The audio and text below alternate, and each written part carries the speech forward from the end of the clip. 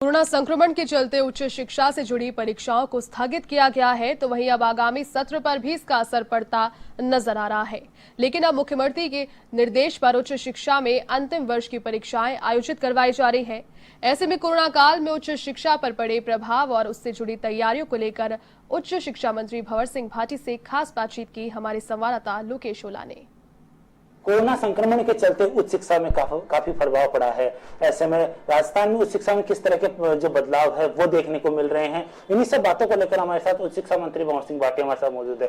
Sir, किस तरह के जो तमाम जो बदलाव है वो देखने को मिल रहे हैं, किस तरह का जो प्रभाव उच्च शिक्षा पर पड़ा है कोरोना के चलते?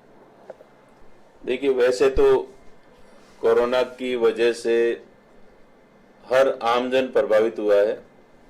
उच्च शिक्षा की बात यदि हम करें तो मार्च के महीने में हमारे राजस्थान के सभी विश्वविद्यालयों की परीक्षाएं चल रही थी और अचानक लॉकडाउन की वजह से सारी परीक्षाएं हमें बीच में स्थगित करनी पड़ी और उसके बाद लगातार 2 महीने से भी ज़्यादा का समय बीत गया। तो ऐसी स्थिति में विद्यार्थियों की शेष रही परीक्षाओं का आयोजन करना और उसके साथ साथ हमारा जो आगामी जो शैक्षणिक सत्र है 2021 का, वो भी प्रभावित होने की पूरी संभावना बन गई है। मुख्य रूप से उच्च शिक्षा पर सबसे बड़े 2 ये प्रभाव पड़े हैं। विद्यार्थी अपने घरों में बैठे हैं, वो अपनी पढ़ाई नियमित नहीं कर पा रहे हैं। तो इन सब बातों को लेकर हम लगातार मंथन भी कर रहे हैं और उसके समाधान का प्रयास भी कर रहे हैं। लॉकडाउन के चलते राजस्थान में जो उच्च शिक्षा के जो एग्जाम होने थे वो स्थगित किए गए।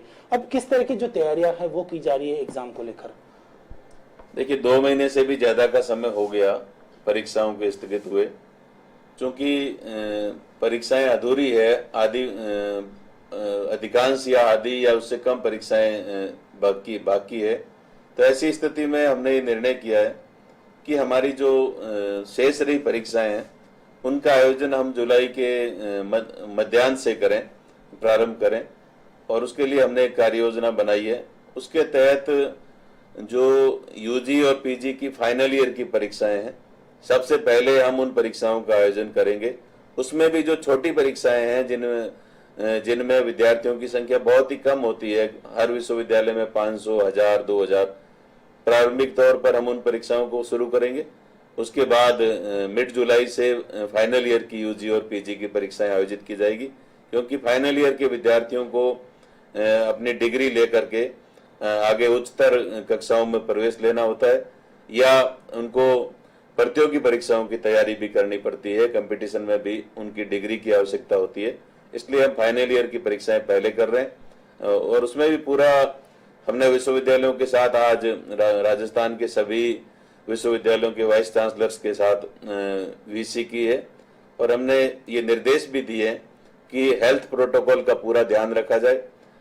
पूरी तरह से विश्वविद्यालय कैंपस को परीक्षा केंद्रों को सैनिटाइज किया जाए, मास्क आदि की व्यवस्था पूरी की जाए और पूरी तरह से विद्यार्थियों के स्वास्थ्य का ध्यान रखते हुए, सोशल डिस्टेंसिंग का ध्यान रखते हुए परीक्षा केंद्रों को बढ़ाते हुए पूरी व्यवस्थाएं की जाए और परीक्षाएं आयोजित की जाए। फर्स्ट ईयर और सेकेंड ईयर की यदि हम बात करें तो उन परीक्षाओं का आयोजन फाइनल ईयर की परीक्षाएं होने के बाद में उन परीक्षाओं का आयोजन किया जाएगा, परिस्थितियां ठीक होने के अनुसार धीरे धीरे। तो हमने ये शेड्यूल बनाया है। और जहां तक प्रवेश की बात है तो फर्स्ट ईयर और पीजी प्रीवियस के जो एडमिशन है वो 12th का सीबीएसई का या माध्यमिक शिक्षा बोर्ड का परीक्षा परिणाम आने के बाद फर्स्ट ईयर के एडमिशंस की प्रक्रिया प्रारंभ होगी, प्रवेश दिए जाएंगे और फर्स्ट प्रीवियस में पीजी का यूजी का जो रिजल्ट है उसके आने के बाद में प्रीवियस के एडमिशन की प्रक्रिया हम करेंगे। तो हमने एक विस्तृत कार्य योजना बनाई है और हमने ये भी निर्देश दिए हैं कि जो परीक्षा के बाद रिजल्ट का कार्य है वो भी बहुत तेज गति से करें, उसका मूल्यांकन जल्दी से जल्दी कराएं ताकि विद्यार्थियों को का रिजल्ट भी समय पर आ सके और वो अपने आगामी कक्षाओं में प्रवेश ले सके। ग्रीष्मकालीन जो अवकाश है वो समाप्त होने जा रहे हैं, तो उसके बाद में आगामी पढ़ाई किस तरह से सुचारू की जाएगी बच्चों की, ताकि जो आगामी सत्र में किसी तरह का व्यवधान नहीं हो उनके पढ़ाई को लेकर?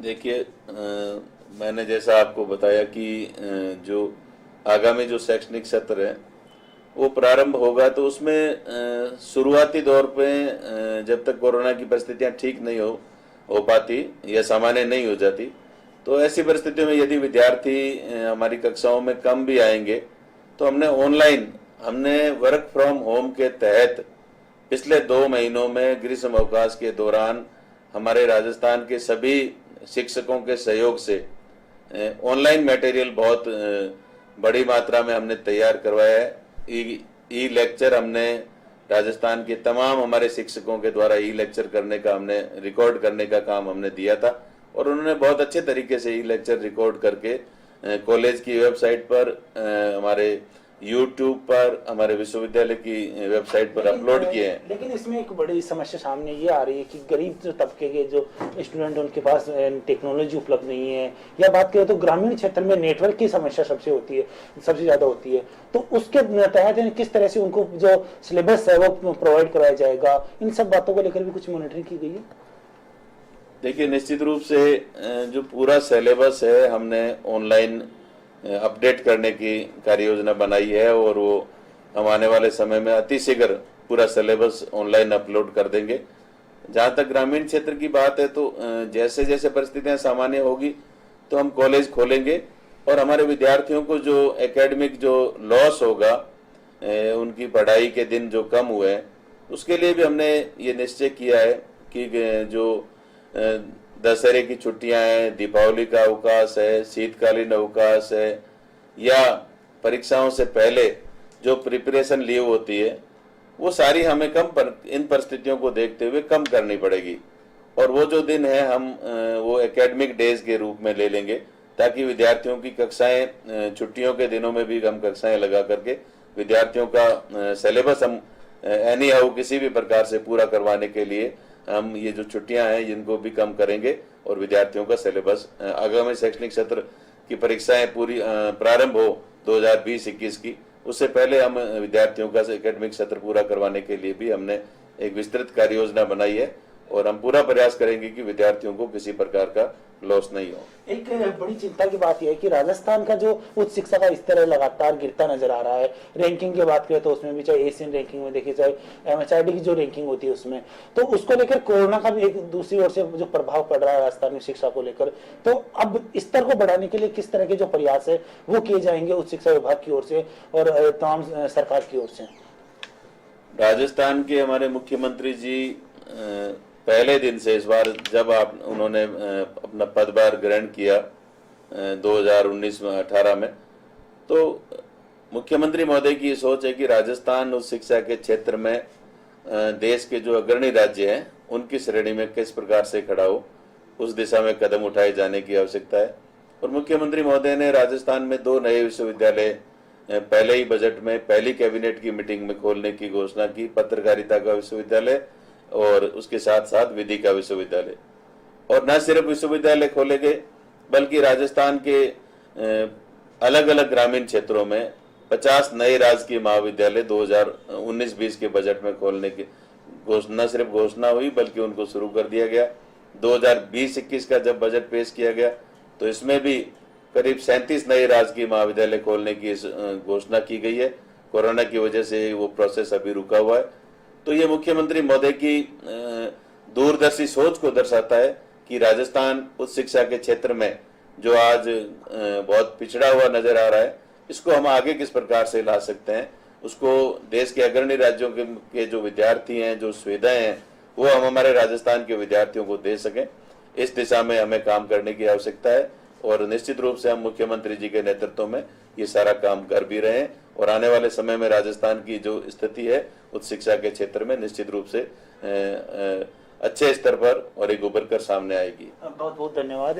तो जिस तरह से मंत्री ने बताया कि राजस्थान में भी उच्च शिक्षा के अंदर जो कोरोना का जो प्रभाव है वो दिखाई दिया है। जयपुर से कैमरामैन विजय मिश्रा के साथ में लोकेश ओला, A1 TV।